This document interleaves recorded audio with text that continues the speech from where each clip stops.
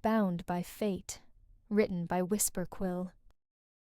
Previously in Chapter 9. A weight pressed against Austin's chest, and the words finally spilled out in front of his mate. "My father called," he admitted, voice tight. "He told me his decision. He wants me. He wants me to be the next alpha." Silence stretched between them as shock painted across Chloe's face.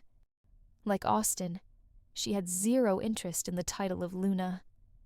They had built a life outside of pack politics, content in their bubble, a world where titles didn't matter, only purpose. She squeezed his hand gently, grounding him. "You're not alone in this, babe.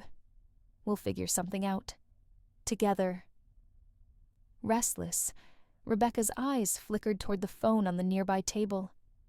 Just as she thought to move to fetch the phone, a knock interrupted her midway as her gaze shifted to the door, and it eased open, revealing a face she was getting all too familiar with. Damien with a young woman stepped inside the bedroom door. The stethoscope in her hand and the lab coat draped over her arm made it clear. She was a doctor. Their conversation was brief yet reassuring, and the doctor prescribed some more painkillers for the headache, advising her to eat proper meals and rest for a few more days.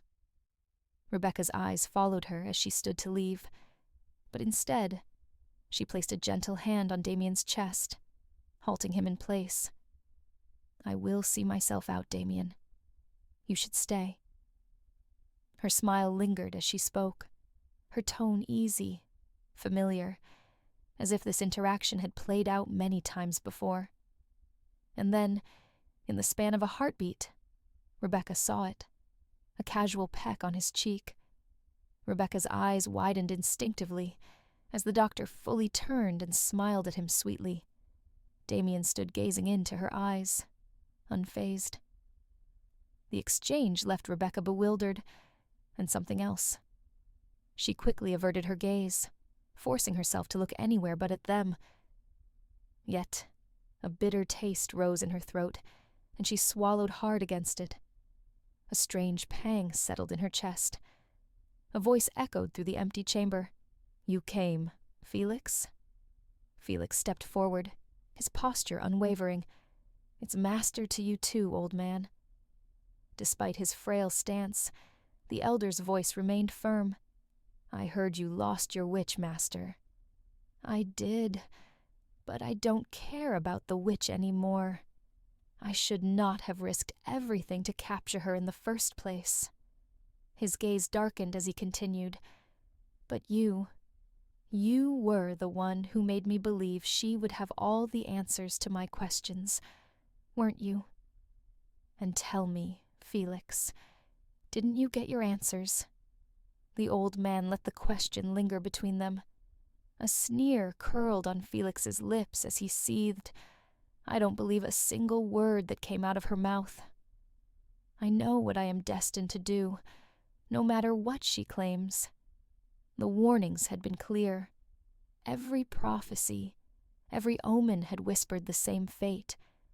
A child born on the night of the eclipsing moons would be their undoing. If he is meant to be cursed, then he would curse them in return. He would drag the council into the light, force them to face their crimes, and bring them to their knees before admitting defeat. He was no savior. He was no hero. He was no villain. He was chaos. Damien's grip was strong yet careful, fingers pressing lightly against her shoulders as he guided her to stand, mindful of her balance. Rebecca looked up in surprise, taking in the sight of his disheveled hair, the heaviness of sleep still lingering in his voice as he spoke first. "You can rest in the lounge if you like." Standing this close to him sent a strange thrill through her, an awareness of the space between them, or rather, the lack of it. His presence felt grounding, and something in her resisted stepping away. Maybe she didn't want the proximity to end so soon. His expression shifted as his gaze dropped briefly to her mouth, before his lips curved into something softer, something reassuring. "Tell me what you need." His words brought a frown upon her face. Somehow he understood why she was annoyed, and he was ready to be helpful. Frustration curled within her. "Can you stop being so attentive for 1 second?" Rebecca's fingers tightened around the edges of the paper. Reading her mother's letter again and again didn't help. If anything, the meaning only blurred more with each pass. Her eyes skimmed the same lines over and over. Secrets, safety, truth. They echoed like unfinished thoughts in her mind. The letter had cracked something open, but instead of clarity, it had released a fog of questions. Her mother had loved again. That in itself was jarring, but the secrets hinted at something far deeper, something beyond heartbreak. She clutched the paper, struggling to bridge the tender sorrow of her mother's grief with the guarded caution laced between every line. And suddenly, the silence in the room felt heavier than before. Lying on the bed, Rebecca let out a groan and pulled a pillow over her face. 2 more hours had crawled by, and she was still holed up in the same room, tired, bored, and emotionally spent. Every distraction her mind conjured had crumbled almost as quickly as it arrived. Then came the soft click of a door closing, snapping her out of her thoughts. Assuming it was Damien moving about, she decided it was time to leave the cocoon of the bedroom and finally talk to him. She was ready to return to the office, even just for the final few days in Riverton. Anything to anchor herself again. Opening the bedroom door, she paused. The living room stretched before her, bright, open, and welcoming. She realized she hadn't truly stepped into this space until now. It felt strange, seeing it for the first time through clear eyes in broad daylight. Although Damien was nowhere in sight, his presence lingered faintly in the air, his cologne clinging to the space like a memory. She craned her neck slightly, taking in the details of the room. A sleek, built-in television rested against one wall, and the space stretched easily between a modern sitting lounge and an open kitchen that looked untouched. With nothing pressing to occupy her mind, she wandered toward the counter where breakfast had been laid out earlier. She was feeling hungry now, and eating felt like a way to ground herself. She poured the coffee the staff had brought her and took a sip, relishing the warmth spreading through her chest. Bite by bite, her energy slowly returned. After clearing the dishes and placing them in the sink, she drifted toward the center of the room. The pale curtains let sunlight filter in, golden and soft, casting long shapes across the floor. A strange calm settled over her. She hadn't really noticed this space before, hadn't allowed herself to. But now, as she moved through it slowly, she found herself appreciating the stillness. Spotting the remote on the nearby table, she picked it up without much thought. The soft click of the TV turning on broke the quiet, and she let the background hum wash over her as the room began to feel just a little less empty. Everything about this space was homely, yet touched with quiet elegance, just like the room she'd been staying in. It made her wonder, was all of this Damien's doing? She sank into the large black leather couch, its L-shape wrapping comfortably around the corner of the room. An immaculate wooden table sat before her. To her left, sunlight spilled across the view, just as breathtaking as the one from her bedroom. For a moment, she let herself get lost in it. Eventually, her attention returned to the television. She reached for the remote, which was resting on the armrest. She remained sprawled across the couch, flicking through channels without thought, each click blurring into the next. A yawn slipped out. Lifting a hand, she brushed her fingers lightly against the bandage at her head, and the skin beneath still pulsed, but the sting wasn't as sharp as before. Exhaling, she tossed the remote aside and draped a hand over her eyes. "This routine is turning me into a complete sloth," she muttered. The sound of a news broadcast drifted from the TV, not enough to catch her attention, until two names sliced through the haze of her thoughts, and her eyes flew open. She straightened, focus snapping into place as she turned toward the screen. A news anchor's voice filled the room, flat and emotionless. 2 male bodies were discovered this morning in an abandoned club basement. The deceased, in their early 30s, have been identified as Will Jones and Victor MacArthur. For a moment, Rebecca wasn't sure she'd heard it right, but then the images flashed onto the screen, faces frozen in time. She sat stunned, her breath catching as the color drained from her face. Another image, another name. She shot upright so quickly that she nearly tumbled off the couch. Her hand braced against the cushion, the remote clattering to the floor. A sharp gasp escaped her lips, and her heart pounded violently in her ears. The world around her blurred, as if the floor had shifted beneath her entirely. The newscaster's voice droned on, detached and clinical. Authorities have not released further details at this time. Both individuals were reportedly associated with a known gang, though the circumstances surrounding the incident remain unclear. An investigation is ongoing to determine whether foul play was involved. Rebecca didn't move, as the words echoed in her ears. Her mind scrambled to connect the headlines to the faces she'd just seen. A thin sheen of sweat glistened across her forehead, and her skin grew clammy, her vision blurred slightly, but she couldn't tell if it was from panic or the glare of the screen. She didn't feel the warmth of the room anymore. This can't be real. She struggled to take it all in, the details. They hit her all at once. Rebecca. Her name sliced through the fog in her mind.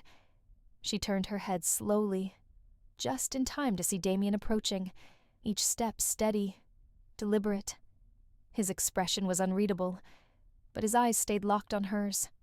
She stared up at him, dazed, her thoughts still tangled in the shock of the news. Her lips parted, but no sound came.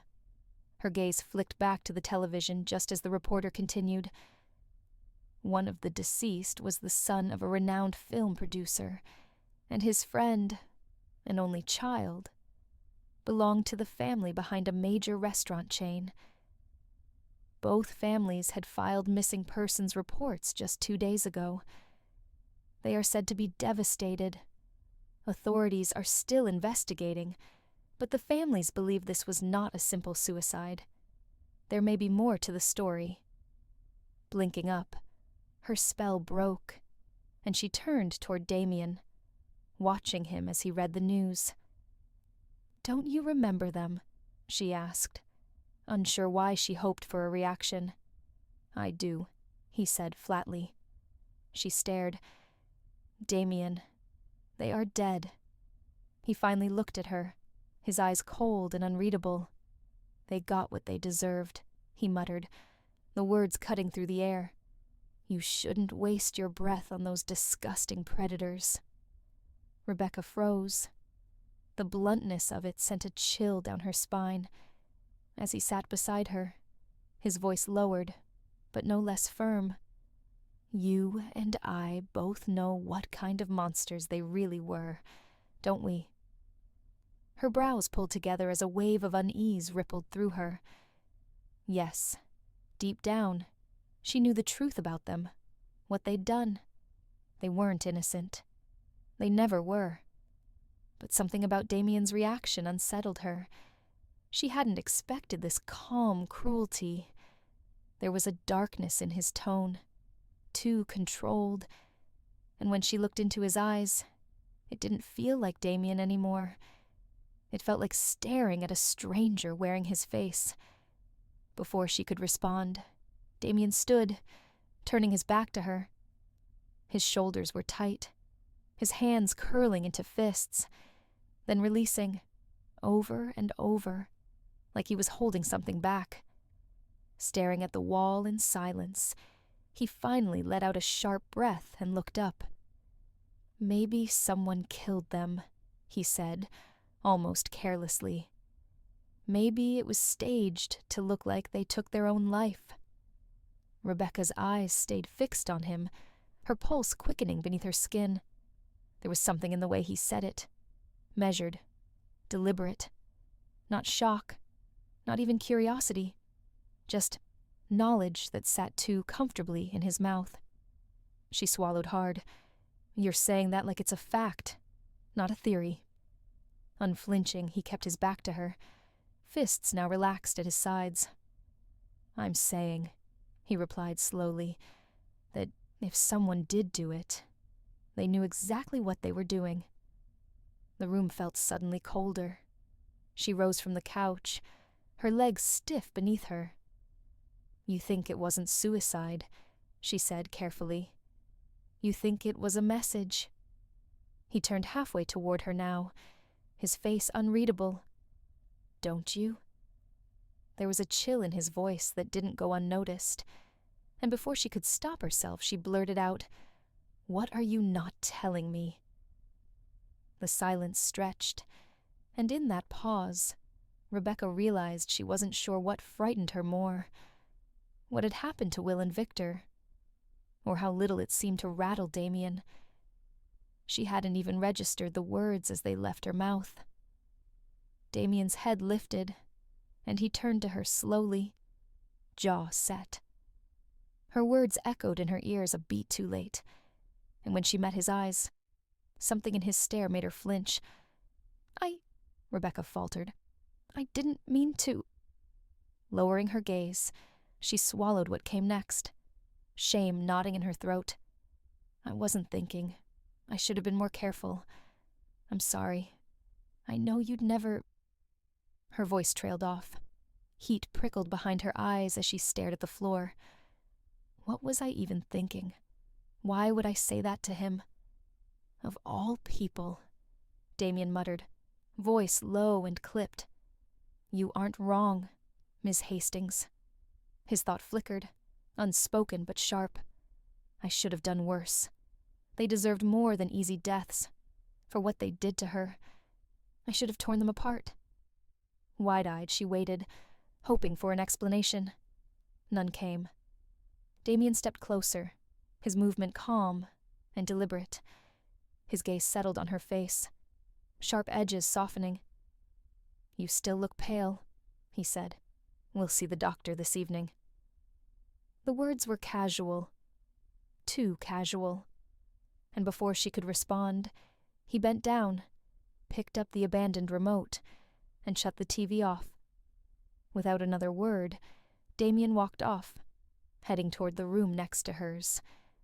When the door opened, she caught a glimpse. His bedroom.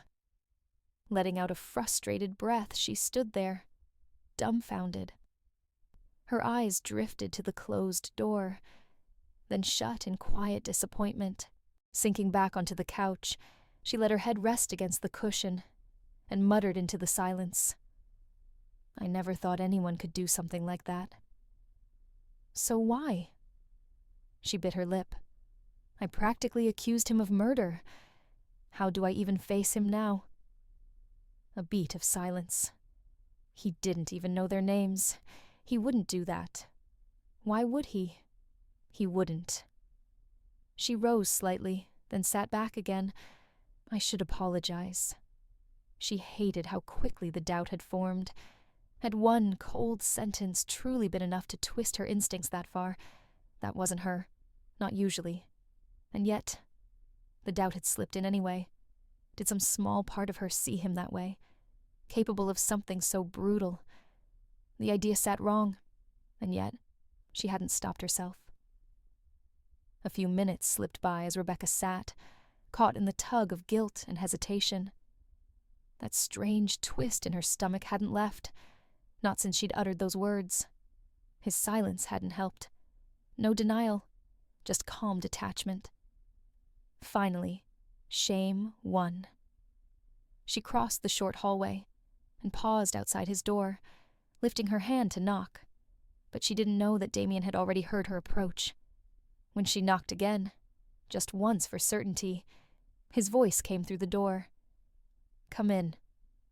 A flicker of confidence vanished the moment she saw him, standing near the couch. Back turned and nerves crept in as she spoke.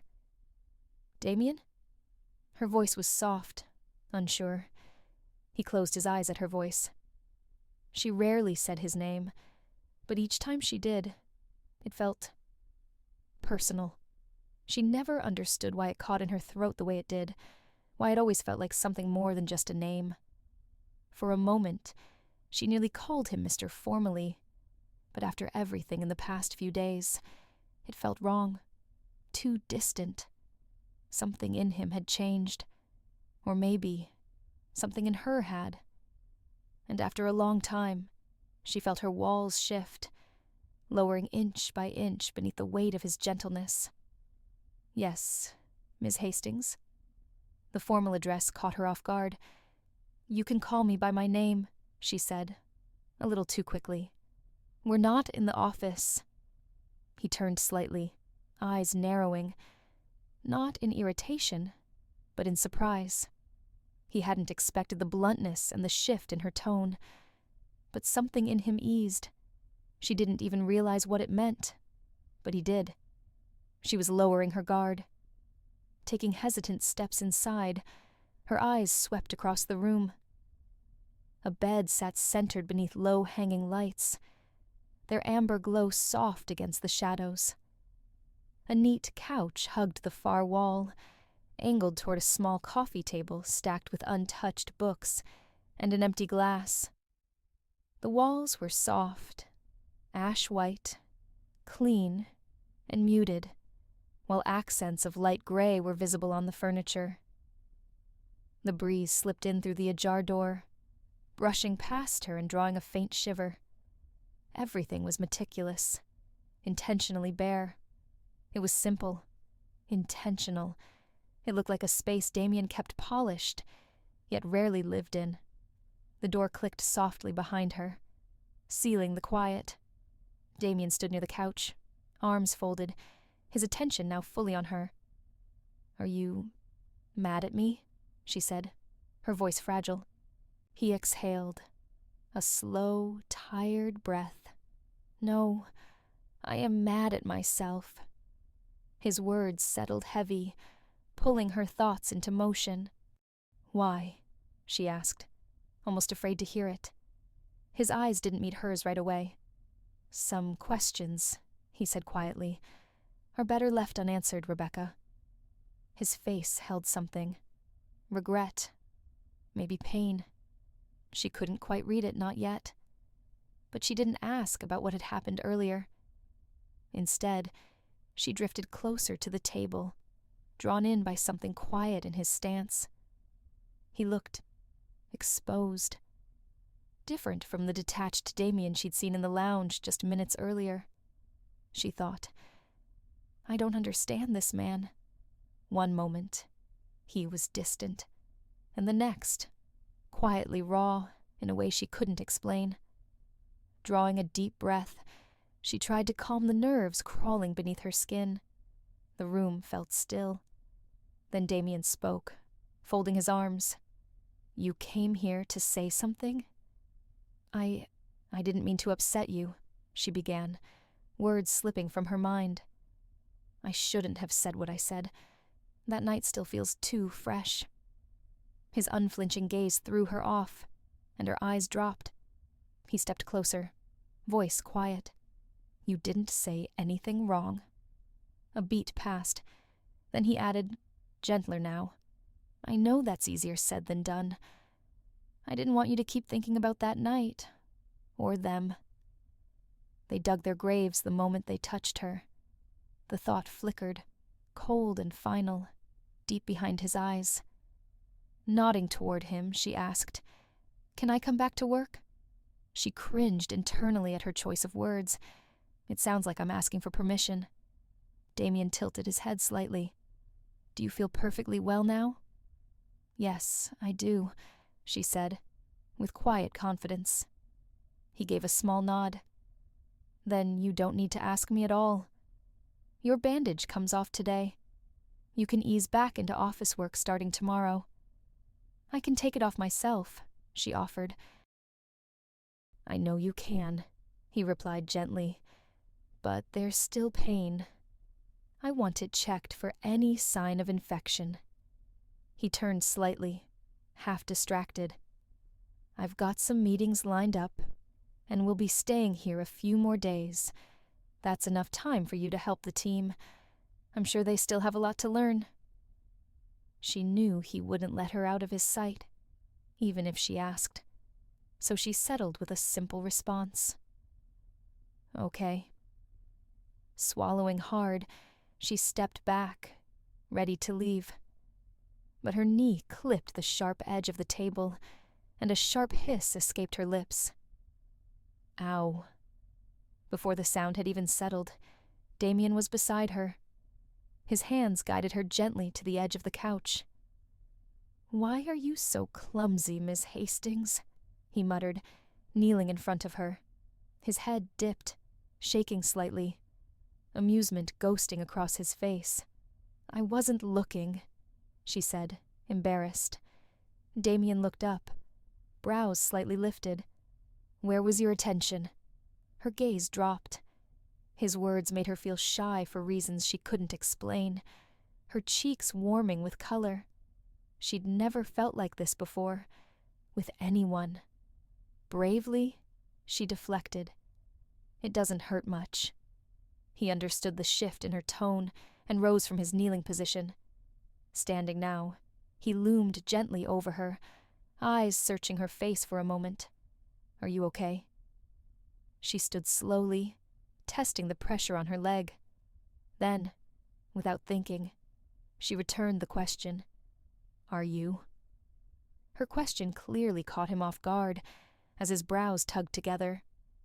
He searched her face for sarcasm, but found only sincerity, and instead of answering, he offered one of his own. "Would you like to go to dinner with me?" Rebecca froze. Her jaw slackened slightly. Dinner?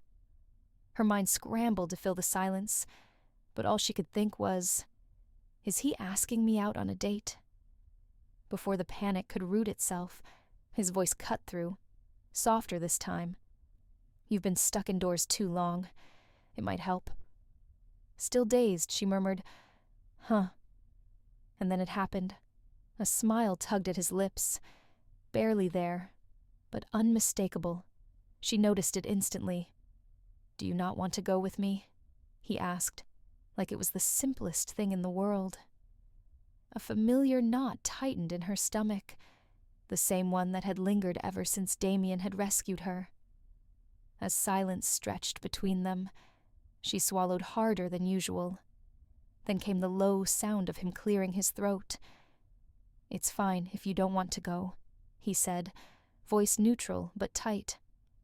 "I won't push it." His arms folded across his chest, a faint protective gesture. Forget I even asked. There was something in his tone that made her look up, but he quickly averted his gaze. She watched him closely, catching the subtle shift in his expression. Something close to disappointment. Her throat tightened. "Okay." The words slipped out before she could think better of it, and his eyes flicked up to meet hers. "I'll go with you." She waited, half bracing for a reaction. But he didn't move. He just stood there as disbelief covered his expression. Something about the way he looked at her made her stomach tighten all over again. He wasn't smiling anymore. Not fully, at least. He was only watching her, like he was waiting for her to change her mind.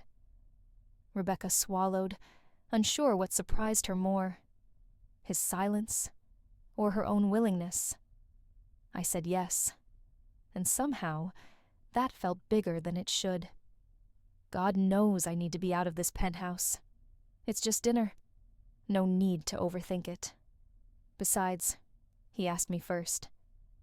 I mean, I could use some fresh air, she said, trying to sound casual. Dinner outside this hotel sounds nice. The smile she offered him was barely there, more for his sake than her own. What time are you thinking? She asked, putting on her best bravado. Does 6 work for you? He asked, a smile now resting lightly on his lips. She nodded. His gaze shifted back to its usual calm, but a flicker of mirth returned. She caught it and decided it was best to excuse herself now, before the room made her feel too warm. Flashback to the night after the incident. The wolf beneath Damien's skin surged, a silent snarl curling in his chest. Seeing his mate unconscious and wounded had driven him to the edge of control. He returned to the alley behind the bar, where the incident had occurred, his senses sharp and alert. Drawing in a deep breath, he sifted through the lingering scents. He inhaled deeply, sorting through the lingering scents. As he moved closer to a trash can, something on the ground caught his eye. Shattered glass from a broken bottle. Among the shards, a small plastic card glinted. He picked up a driver's license off the ground.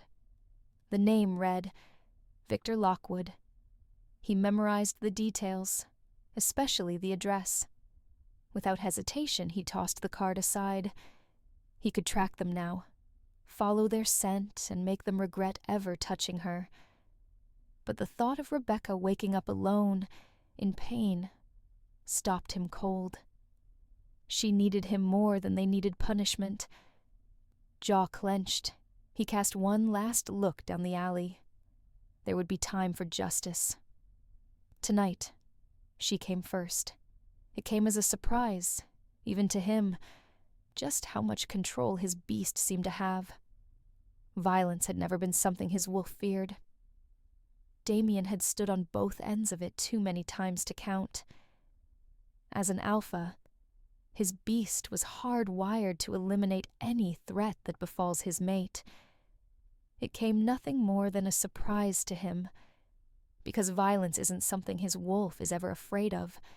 He has been at the giving and the receiving end of it many times. Being an alpha, he cannot forgive or forget anyone who defies him, and it's in his beast's nature to remove all threats that befall his mate.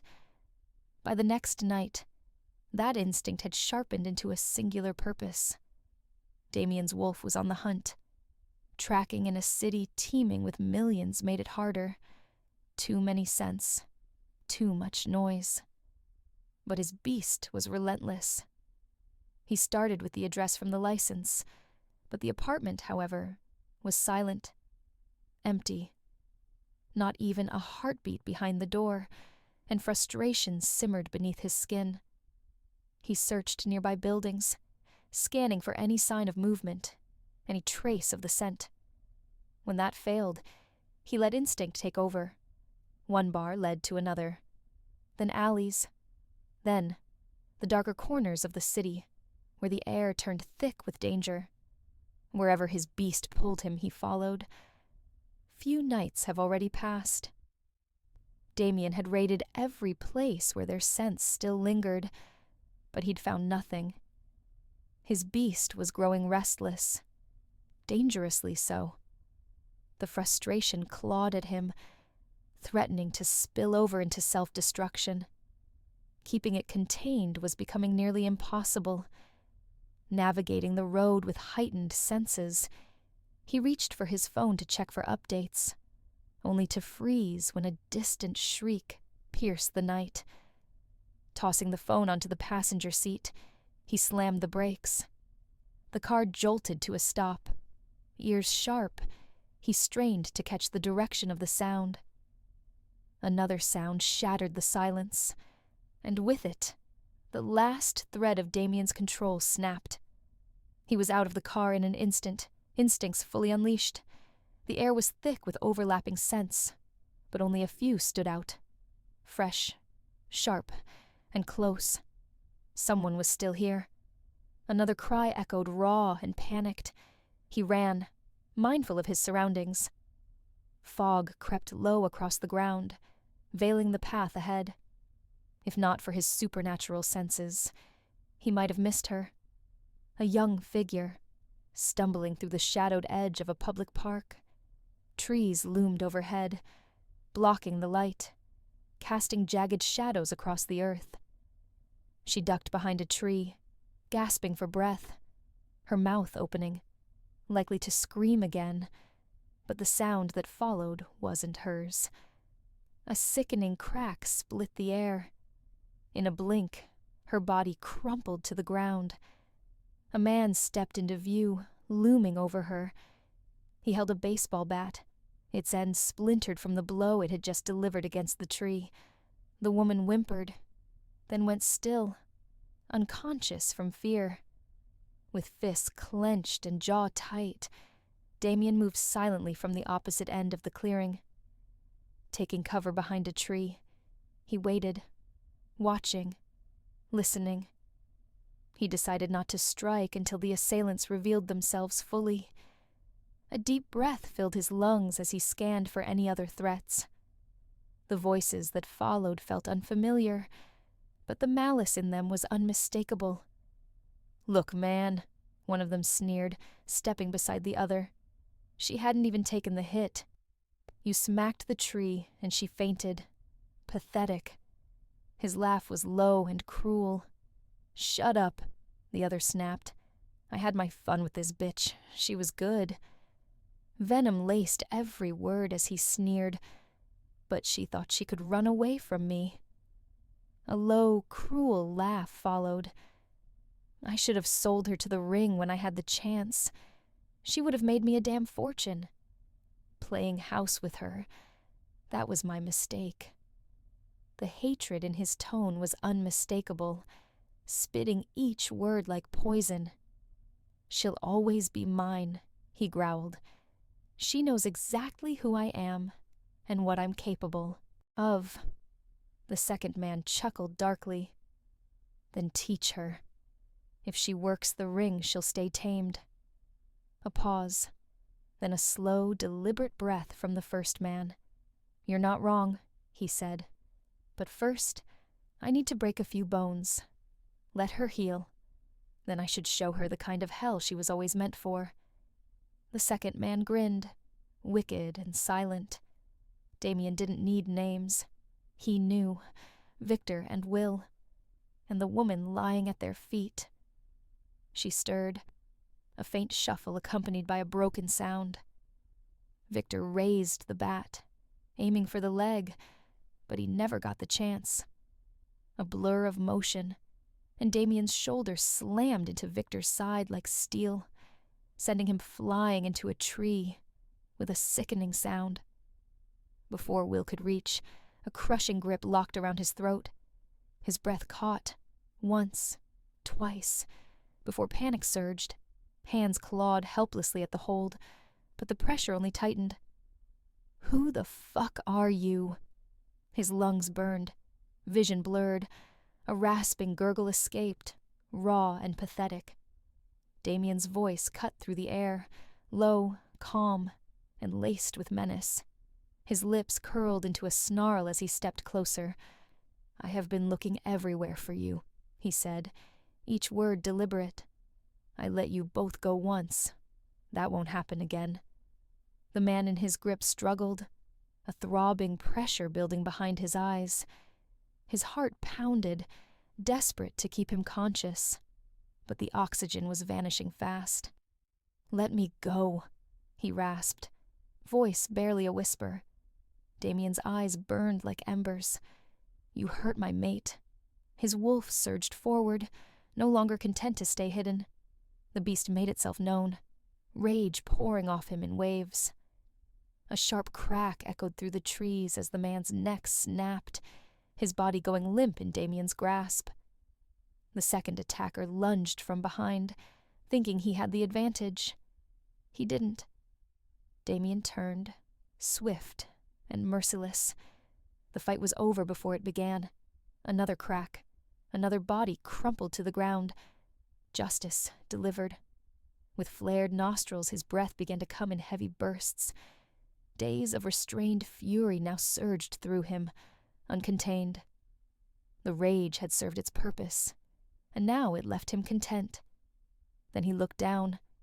The battered body on the ground pulled him back to reality. A soft whimper escaped the woman, barely a breath, steeped in pain. As his eyes adjusted, the damage came into view. Bruises bloomed across her skin, dark, angry blotches staining her arms, her neck, her cheek. Her hand lay twisted at an unnatural angle, swollen and still. Another cry slipped from her lips, raw and trembling. It wasn't just pain. It was the sound of someone still fighting to breathe. He dropped to his knees beside her, the beast inside him retreating, replaced by something far more fragile. Guilt. Without hesitation, Damien moved. She was barely clinging to consciousness, and every second counted. From the extent of her injuries, it was clear. If he waited any longer, she might not survive. Cradling her carefully, he carried her to his car and drove straight to the hospital. Thanks to his connections and a few well-placed calls to trusted allies, she received immediate care. No questions asked. He stayed close, checking in constantly to make sure she had everything she needed. Because of that, she was still here, still breathing and healing. That night, Damien had left with a single goal: vengeance. But something shifted. Had he not stumbled upon another innocent, another victim of their cruelty? His human side might have hesitated, might have spared them. But mercy had no place in the face of such evil, so he delivered the fatal justice. And when it was done, he made it look like suicide. Their sins died with them. Back to the present. The calm Rebecca had hoped for never came. If anything, she felt more on edge after leaving Damien's room. What surprised her most was the quiet desperation that had made her agree to dinner with him in the first place. She didn't want to think about the way her heart had pounded in her ears when he asked, or what that reaction meant. With a sharp breath, she shook herself free of the thought. Her arms loosened at her sides, and she gave a small shake of her head before turning down the hall toward her room. It's not like I'm doing this on purpose, she thought bitterly. It's just happening. Maybe he only asked to distract me from that news story. As soon as Rebecca stepped into the room, she exhaled a long, frustrated breath. Pinching the bridge of her nose, she tried to will away the tension building behind her eyes. I should have asked him to have someone move my things back to my old suite, she muttered under her breath. I'm feeling better now. There's no reason I should still be sharing space with him. She'd thought to bring it up over dinner, hopefully. Her thoughts spiraled as she crossed the room, heading toward the suitcase lying near the wardrobe. She hadn't unpacked since the incident.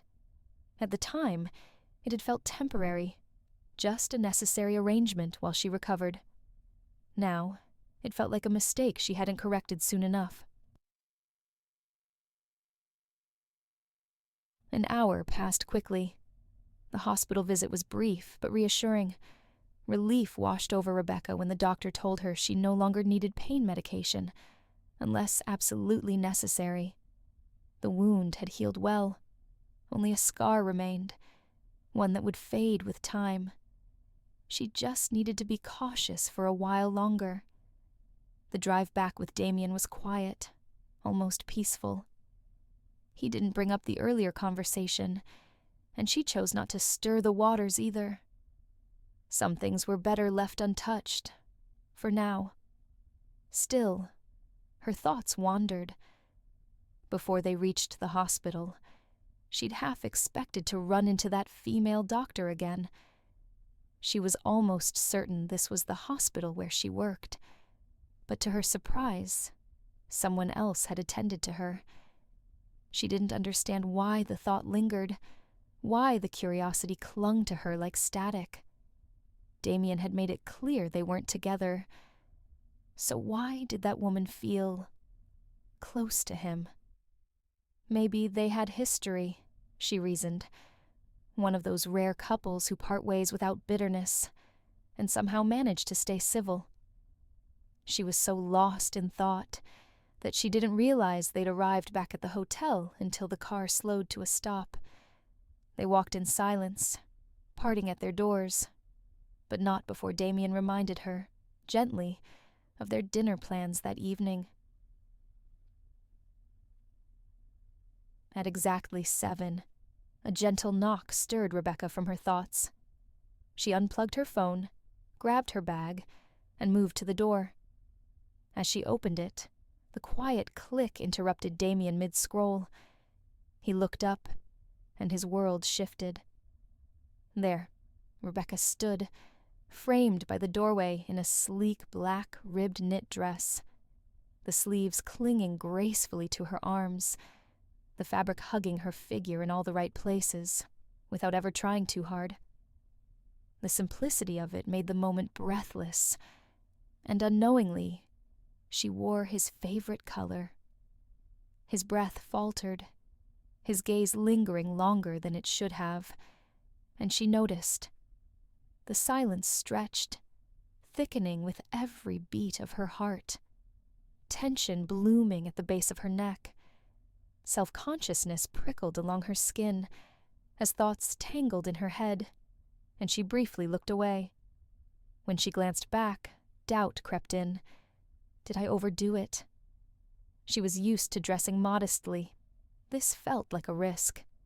She cleared her throat, awkward and soft, but the effect was instant. Damien blinked, the haze lifting as he slowly exhaled the breath he'd been holding. His fists unclenched. His posture shifted. The way she stood in front of him, unaware of how much space she occupied in his mind, made her seem almost celestial. Her curves, her presence. It was more than just beauty. It was gravity. And like a man unsure of where he stood, he tucked his hands into his pockets and stared. How am I supposed to act indifferent when she looks like this? Damien's thoughts raced. She's breathtaking. He dipped his head slightly and softly spoke. You look good. Rebecca's gaze remained locked on him, and the intensity of it sent a ripple of unease through the air. As if on cue, Damien shifted his eyes to the ground, cleared his throat, then slowly looked back up, unable to resist stealing another glance. The compliment had gone both ways, but the tension lingering between them made Rebecca swallow her response and offer a quiet smile instead. She stepped forward first. Shall we? He nodded, his voice caught somewhere between his chest and throat. As they walked side by side, Rebecca's thoughts turned inward. Why does he always have to look like that? The tailored fit of his clothes, the casual elegance, the quiet confidence. It all added up to something undeniably charming and irritating.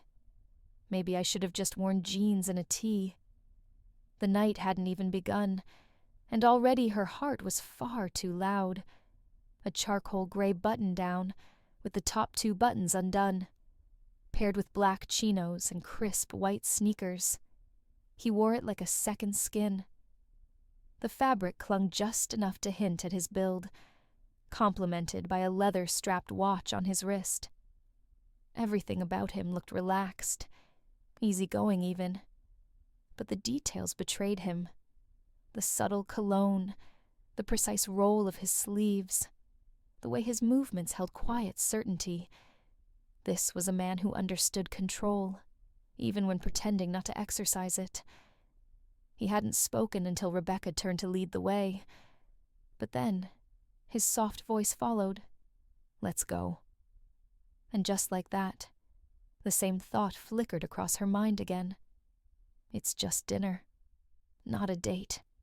Rebecca shouldn't feel this awkward. But when Damien was involved, logic always seemed to lose its footing.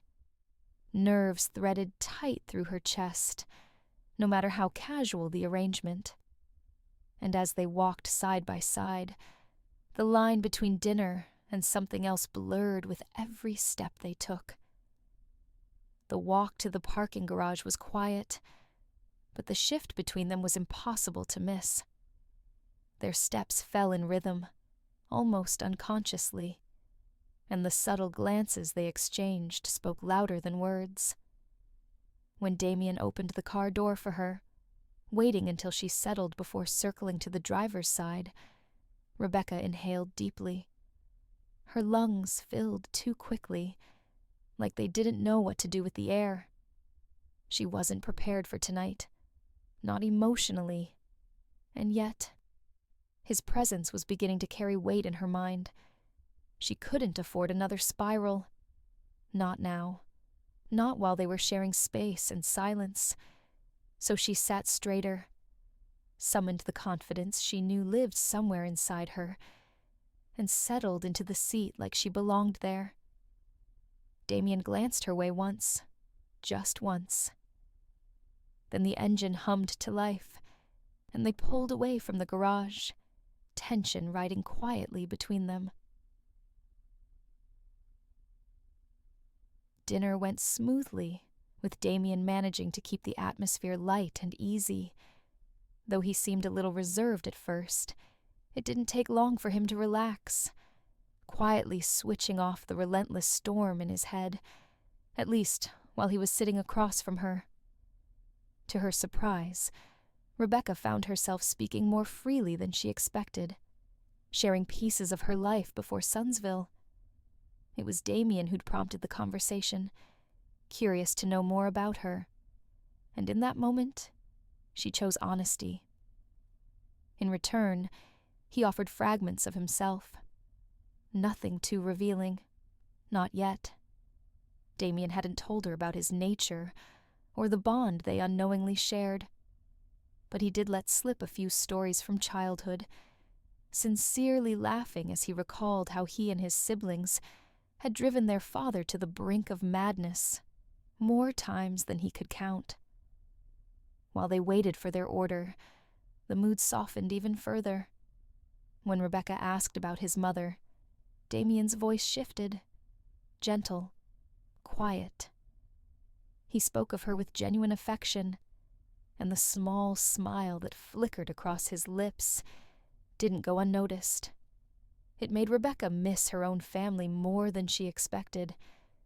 The ache must have shown on her face, because without a word, Damien steered the conversation away. He understood, instinctively, what she couldn't say aloud. Damien shifted the conversation to safer ground. He spoke briefly about his early ambitions and what he'd envisioned before joining Scar's media enterprise, but dropped the subject soon after. It felt better to keep things light. Once the drinks were finished, he suggested grabbing dessert from somewhere nearby. At a quiet market stop, he parked the car and led Rebecca to a small ice cream shop, tucked between late-night vendors. It was unassuming, ordinary. But for Damien, it was anything but. He'd done his research, quietly, thoroughly, on what brought humans joy, how they courted, how they connected, how they learned to trust one another. He hadn't chosen this spot by accident. The last thing he wanted was for her to feel on edge with him, overwhelmed by luxury or grand gestures. This night wasn't about impressing her. It was about making her feel safe, at ease, seen. Moments like these had lived in the back of his mind for years. Simple, human moments that felt impossibly out of reach. He watched her choose a flavor, noticed how the light caught in her eyes, and knew this was the kind of peace he'd always hoped to feel beside his mate. Yet the ache lingered. His only regret was the distance he still had to keep. No touch, no truths. He couldn't hold Rebecca's hand, and couldn't offer her the warmth that pulsed relentlessly beneath his skin. The feelings had grown beyond containment. They weren't just the wild instincts of his wolf. They were his, all of him, human and beast. He knew long before he met her that his mate would be the only woman he'd ever belonged to. And now that she was here, the cruelty of fate rang louder than ever. She's pure, light, unscathed. And me, I'm not. I'm ruthless, dangerous, a monster who's good at pretending to be something else. His mood dipped, thoughts pressing heavy, and without thinking his pace quickened, as if outrunning the truth would somehow delay it. Damien didn't want to break whatever fragile calm had settled between them, and he couldn't afford to think about when or how the truth would finally come out. Not tonight.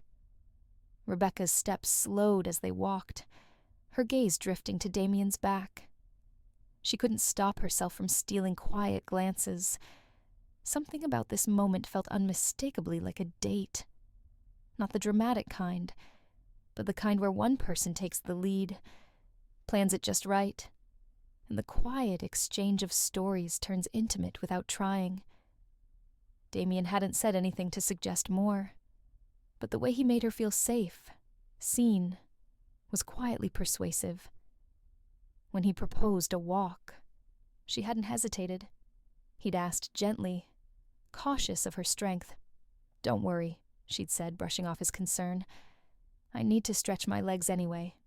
Besides, your car's parked close." His reply was just as soft.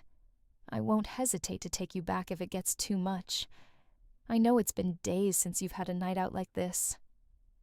A flicker of mischief lit her eyes. "I think I can handle myself." Damien laughed, genuine and unguarded.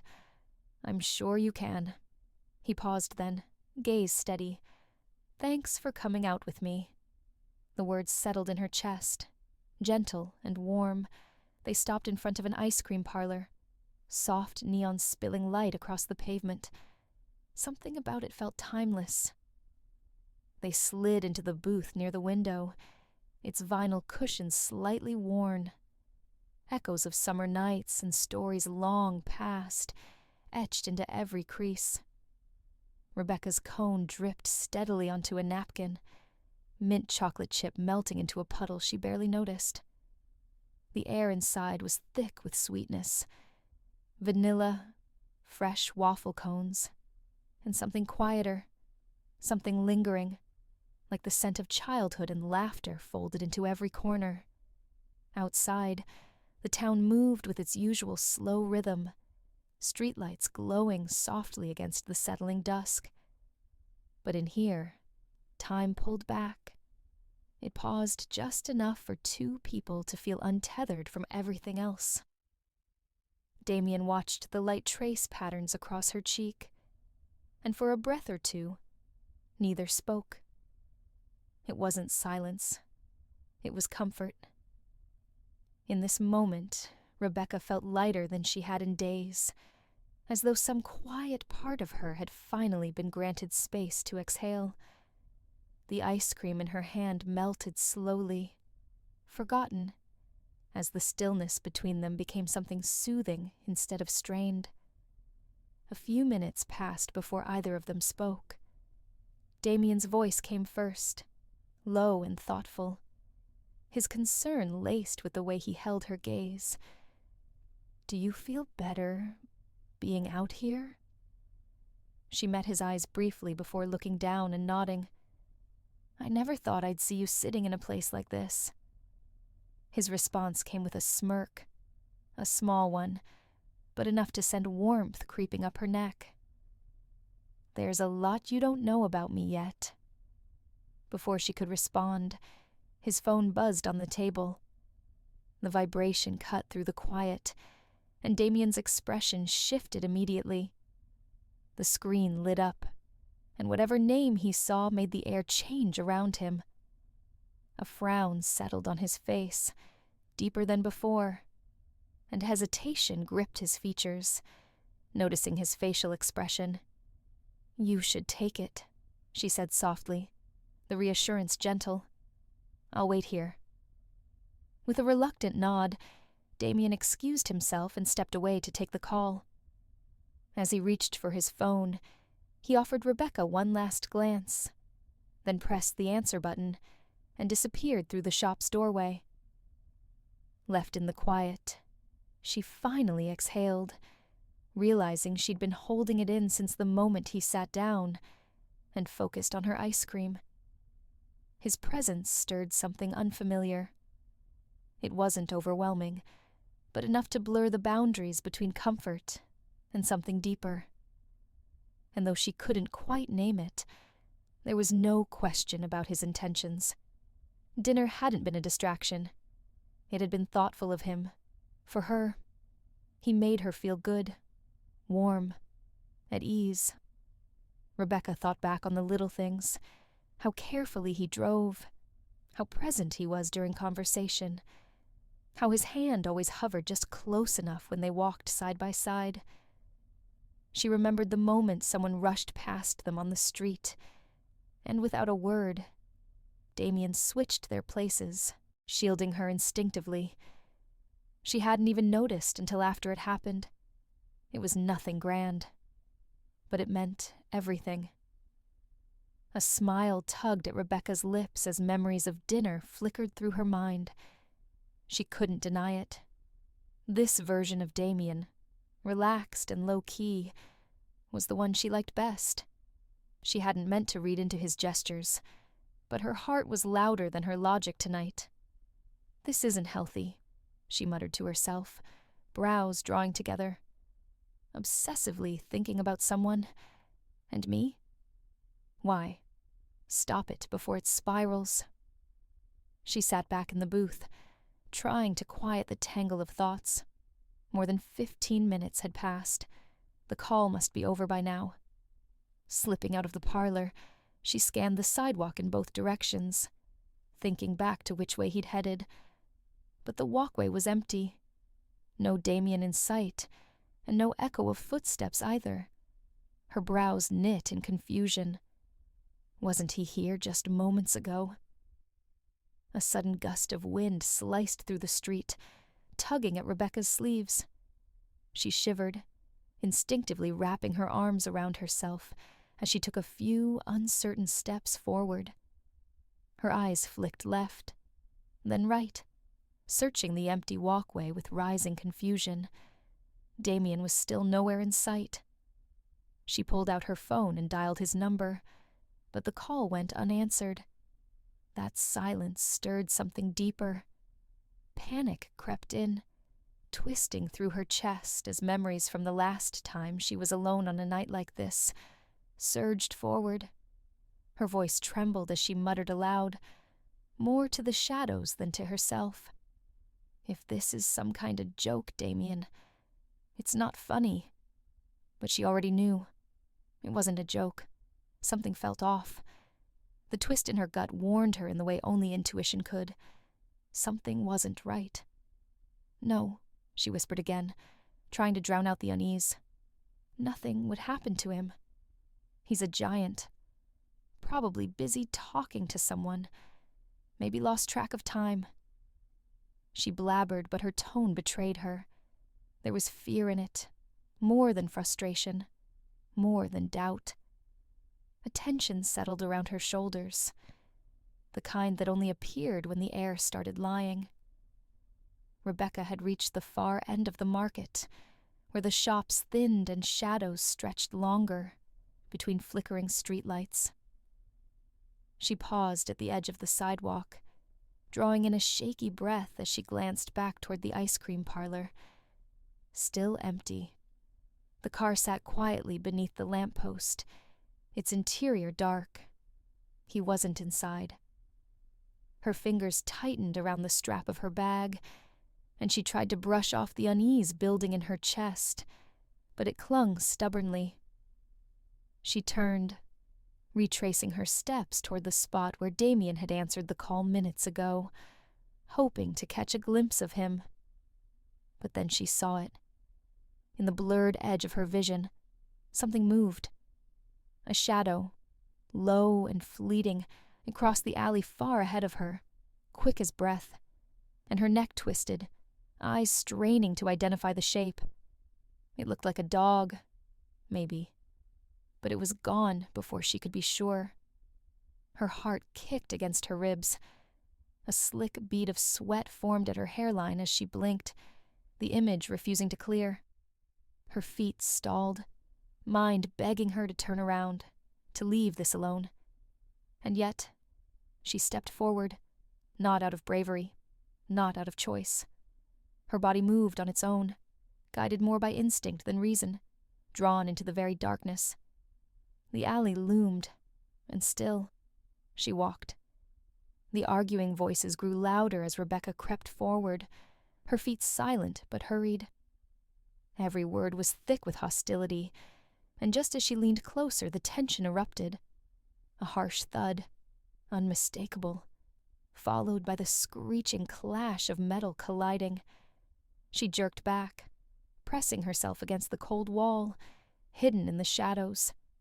Her breath caught, feet rooted to the spot. She didn't dare move. Every nerve screamed at her to run, but her instincts wrestled with the pull of curiosity. Then, a gunshot, and her entire body jolted. A gasp clawed its way up her throat as her heart slammed against her ribs. With one hand over her mouth and the other clutching her bag tighter, her stomach twisted in dread. The air shifted heavier now, tinged with something sharp and electric. Slowly, quietly, she slid along the wall, each step deeper into the dark. Her legs shook beneath her, but they moved anyway, driven by the kind of determination born from instinct rather than courage. A battered car loomed ahead, abandoned, rusted. She ducked behind it just in time, her eyes catching movement in the alley. She saw 3 figures, their voices now low and hurried. Something about their rhythm felt odd, and they kept looking around as if they were waiting for someone to attack. One of them moved away, sniffed in the air, and then, just as quickly, they scattered. Silence returned, heavy and absolute, except for the pounding of her own heart. The sound echoed in her ears, a frantic drumbeat of fear and adrenaline. Her mind reeled. Was she spotted? Had someone seen her? She waited before stepping out from behind the rusted car, chest rising and falling in uneven bursts. Her pulse roared through her body. The alley ahead stretched into shadow, empty now, except for what it held. Her eyes landed on it, and widened. A figure lay motionless in the dark, and her breath faltered. The fear clawed up her spine, sharp and raw, and before she could stop it, she took one tentative step forward, and then another. Rebecca blinked repeatedly, trying to focus through the dark. Just ahead, the figure. She recognized the clothes and the unmistakable pool of blood spreading around it. A wave of cold panic surged through her, and her feet moved without permission. She stumbled forward, vision tunneling, her body locked in a frantic pull between disbelief and dread. Her mouth opened, and the scream tore free, raw, fueled by horror and desperation. Austin lay stretched across the couch, one arm slung lazily over his eyes like a shield. His mind was a tangled storm of worries and half-formed thoughts. Yet even so, he felt her enter. Chloe didn't announce herself as she paused near the bed. Tilting her head, she noticed the rise and fall of his chest, and then, pointlessly and deliberately, she cleared her throat. It met with silence. Undeterred, she stepped forward, her gaze sharp with mischief, and a flicker of concern buried beneath bravado, and she curled her fingers around a cushion. Her stance remained firm as she raised it, ready to launch her attack, when a hand darted out and locked around her wrist with startling speed. Austin peeled his other arm away and looked at her. "This won't work on me," he said, voice low and amused. Narrowing her eyes, she wrenched her wrist free with a swift, practiced motion, and the cushion flopped harmlessly on the floor as she stood her ground.